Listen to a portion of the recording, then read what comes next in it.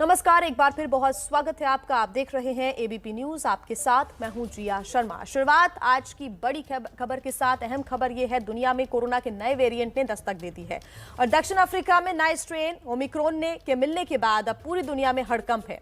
WHO इसे तेजी से फैलने वाला वायरस बता रहा है। भारत में भी इसको लेकर प्रधानमंत्री एक्शन में है। अब से थोड़ी ही देर में पीएम मोदी कोरोना के हालात और वैक्सीनेशन के मुद्दे पर बड़ी बैठक कर रहे हैं। इस बैठक में कैबिनेट सेक्रेटरी राजीव गौबा, नीति आयोग के सदस्य वीके पॉल, पीएम के प्रधान सचिव पीके मिश्रा भी मौजूद हैं। ये बैठक शुरू हो चुकी है। ये भी आपको बता दें कि इस बैठक में प्रधानमंत्री को ओमिक्रॉन, इस नए वेरिएंट के बारे में जानकारी दी जाएगी। कौन कौन इस बैठक में मौजूद रहेगा बता रहे हैं आपको। राजीव गौबा कैबिनेट सचिव मौजूद रहेंगे, पीके मिश्रा प्रधानमंत्री के प्रधान सचिव हैं, वो भी इस बैठक में मौजूद रहेंगे।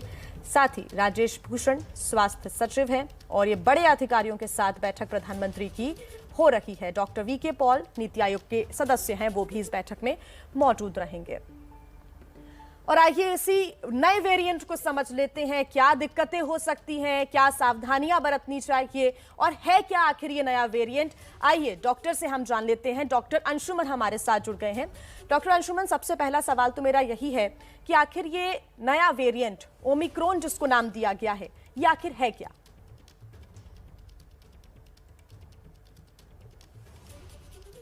जी, वायरस में म्यूटेशन बिल्कुल एक स्वाभाविक प्रक्रिया है और जब से आपने SARS-CoV-2 का इन्फ्लुएंजा पैंडेमिक देखा तब से देख रहे हैं म्यूटेशंस हो रहे हैं। लेकिन वो म्यूटेशन हमारे लिए वेरिएंट ऑफ कंसर्न माना जाता है, जिससे कहीं भी आपदा की स्थिति बन सकती है, जिसमें ओमिक्रॉन है। इसका टेक्निकल पहले न्यूमेरिकल वैल्यू दिया गया था B 1.1.529 और कल WHO की मीटिंग में फाइनल किया गया, क्योंकि ग्रीक सिस्टम से नॉमेनक्लेचर चल रहा था, alpha, beta, gamma, delta, lambda और उसके बाद संख्या में आता ओमिक्रॉन, इसलिए इसका नाम दिया गया ओमिक्रॉन। मेनली साउथ अफ्रीका से निकला, जिसमें बोत्सवाना, जाम्बिया, इन सारे कंट्री से निकलता हुआ इजराइल और उन सब कंट्री में देखा गया। इस वायरस के म्यूटेशन की खास बात यह है, अभी तक जितने म्यूटेशंस हुए थे सबसे अधिक म्यूटेशन की संख्या इसमें पाई गई। 32 म्यूटेशंस हैं स्पाइक प्रोटीन पे, जो डेल्टा में अभी तक हाईएस्ट देखा गया था 25, उससे भी ज्यादा इसमें हो गया। तो एक तो समस्या बढ़ी कि 4 गुना अधिक संक्रामक है। अगर संक्रामक क्षमता दूसरों को इन्फेक्ट करने की शक्ति इसमें कहें 4 गुना अधिक है, साउथ अफ्रीका ने देखा। दूसरी समस्या हुई immune evade mechanism. Immune system को चकमा दे रहा है वायरस। तो जो वैक्सीनेटेड पॉपुलेशन भी है या जिनको कोरोना वायरस का इन्फेक्शन हुआ, इनेट इम्यूनिटी है, उनको भी होने की संभावना हो रही है। और इस वायरस की एंट्री बॉडी में आसान हो गई, क्योंकि इसने ऐसे म्यूटेशंस बनाए स्पाइक प्रोटीन पे कि आसानी से बहुत फेफड़े के अंदर या GI सिस्टम के अंदर एंटर कर जा रहा है। ये 3 बड़ी समस्या वाली चीज है। मारक क्षमता बढ़ी है नहीं बढ़ी है, अभी इसकी रिपोर्ट साउथ अफ्रीका से रिलीज नहीं हुई है, इसलिए उस पर कमेंट करना भी मुश्किल है। बिल्कुल, क्योंकि कोई भी जानकारी पुख्ता रूप से अभी डॉक्टर अंशुमन नहीं मिल पा रही है। लेकिन अगर हम इसके सिम्टम्स की बात करें तो क्या मान के चलते हैं डेल्टा वेरिएंट का जो भी सिम्टम्स रहता है वही सिम्टम्स इसके भी होंगे?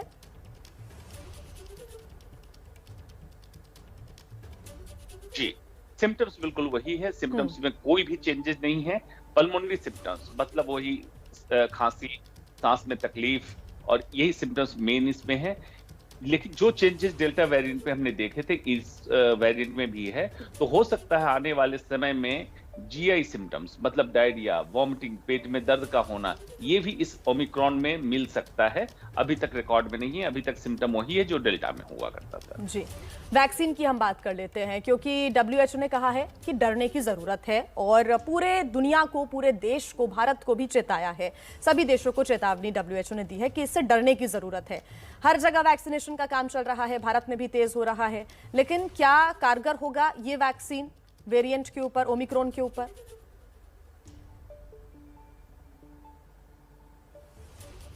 देखिए, जब से वैक्सीन लॉन्च हुआ, खास करके हम तो अब भारत की बात करें, जनवरी 2020, तब से हम लोग की ये 2021, तो हम लोग की एक समस्या चल रही थी, अगर वैक्सीन वेलोसिटी हम बढ़ा दें, वैक्सीन की रफ्तार बढ़ा दें, तो वायरस को म्यूटेट करने का समय कम मिलता है।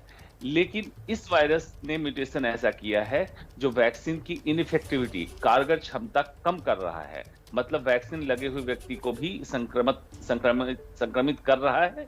इसका मतलब ये हो सकता है कि कुछ वैक्सीन में सुधार की जरूरत होगी और वैक्सीन इनइफेक्टिव हो जाए अगर सुधार ना किया जाए।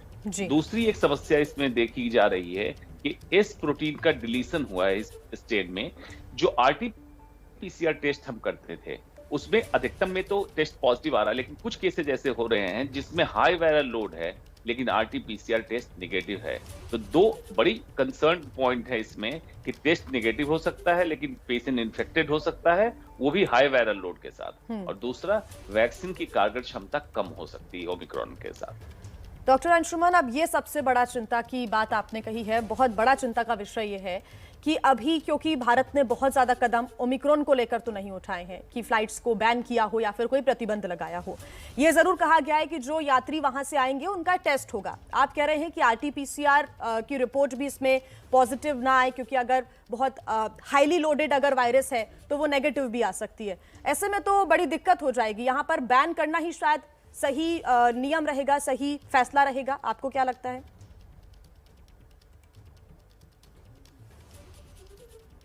बिल्कुल बेबाकी से मैं इस बात को कहूंगा कि फ्लाइट बैन करना ही तरीका है, स्क्रीनिंग तरीका नहीं है इसका। नंबर 1, डेल्टा में भी बहुत सारे केस ऐसे देखे जाते थे, आरटी-पीसीआर नेगेटिव होता था और पेशेंट सिम्प्टोमेटिक होता। ओमिक्रॉन में ये ज्यादा है, तो स्क्रीनिंग आप भूल जाइए।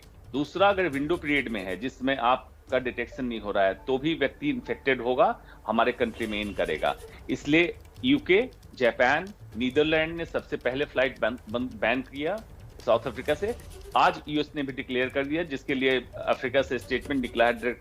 ड्रैकोनियन स्टेप है अमेरिका का, ऐसा नहीं है। अपने कंट्री को बचाने के लिए हमें सख्त कदम लेना चाहिए और उसमें कोई दिक्कत वाली बात नहीं। सेकेंड वेव में हमने देखा था कितनी जानें गई, कितने पैसे की क्षति हुई और बेड की कमी, ऑक्सीजन कमी सबने देखा। इसलिए फ्लाइट बैन करना बेटर ऑप्शन है। ये कहीं से कोई डिक्टेटरशिप ऑप्शन नहीं है। हमें अपने कंट्री को बचाना है तो फ्लाइट बैन कीजिए। इनफैक्ट इन ट्रांजिट फ्लाइट भी बैन कीजिए, मतलब कि जो दिल्ली मुंबई एयरपोर्ट पे उतर के सिर्फ पेट्रोल लेने, ऐसे फ्लाइट को भी बैन कीजिए अगर इन्फेक्टेड कंट्री से फ्लाइट आ रहे हैं तो। बिल्कुल, तो ये कदम उठाने की जरूरत है फिलहाल। हालांकि बैठक हो रही है, बैठक के बाद क्या डिसीजन लिए जाते हैं ये देखना होगा। डॉक्टर अंशुमन, ये अभी राहत की बात है कि भारत में अभी ओमिक्रॉन का कोई भी केस नहीं सामने आया है, लेकिन अभी कई ऐसे लोग हैं जिन्हें वैक्सीन नहीं लगी है। लेकिन आप कह रहे हैं कि वैक्सीन ज्यादा कारगर नहीं होगी, साथ ही इम्यून सिस्टम भी अगर किसी का स्ट्रांग है तो वो तो इम्यून सिस्टम को भी चकमा दे रहा है ओमिक्रॉन। बचा कैसे जाएगा इससे?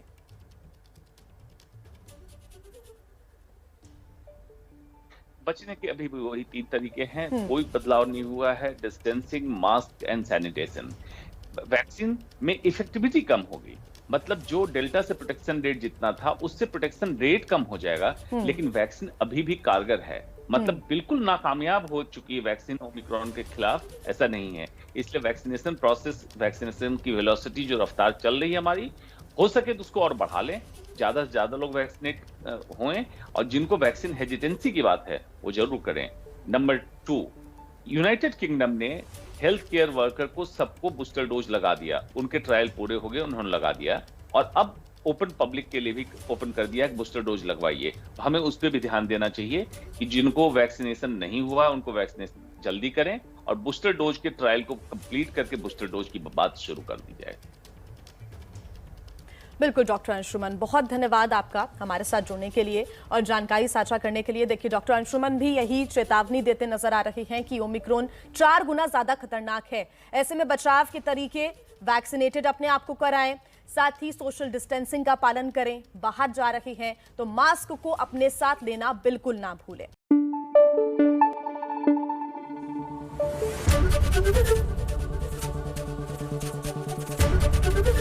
एबीपी न्यूज आपको रखे आगे।